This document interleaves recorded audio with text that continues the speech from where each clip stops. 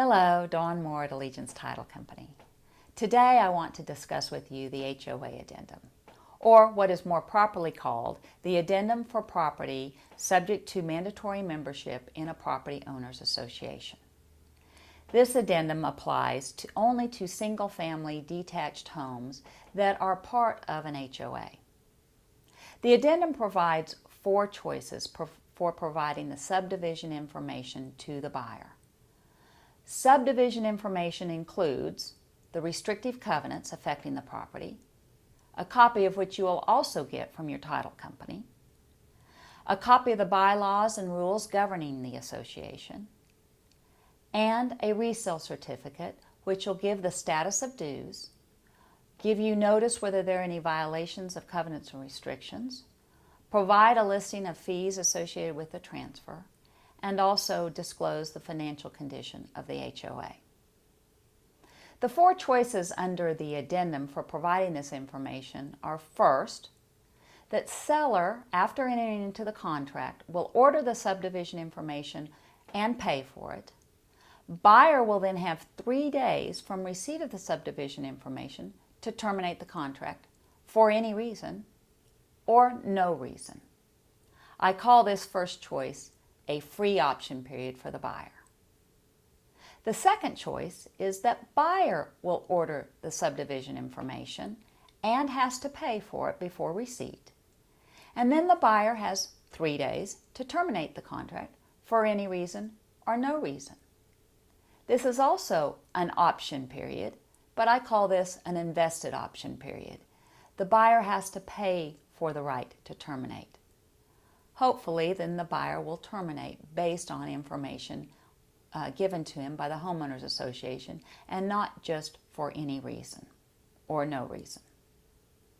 The third option is the one I prefer. The third option, and this is provided by law, the seller can provide the subdivision information to the buyer prior to executing the contract.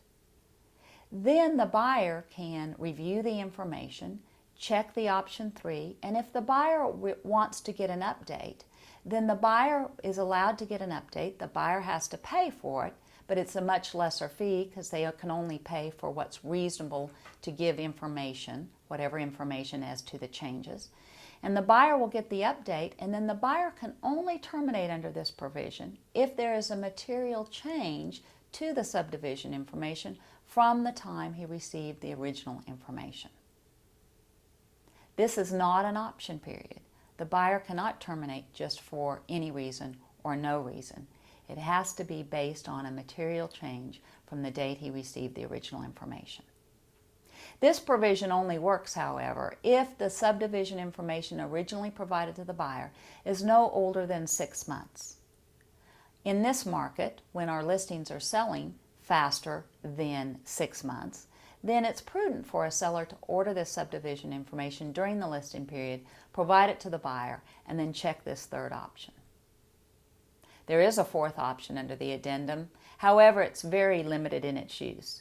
Fourth option is the buyer waives obtaining the information. In this scenario, this is generally only used when a buyer is moving from one home in the subdivision to another home in the subdivision because the buyer would already have most of this information. Clearly, from a perspective that our contract should be binding, the better choice for a seller under this contract is that he provides the subdivision information prior to execution of the contract, and then the buyer chooses to order an update, or the buyer doesn't have to order an update. If the buyer doesn't order an update, the seller is still obligated under the addendum to give notice to the buyer if there are any material changes. That way, under our contract, the buyer can only terminate the contract based on information from the Homeowners Association. Let buyer use the option period under paragraph 23 to terminate for any other reason. Make this choice related to the Homeowners Association. I hope this is of help to you. Please let Allegiance Title be your resource for results. Thank you.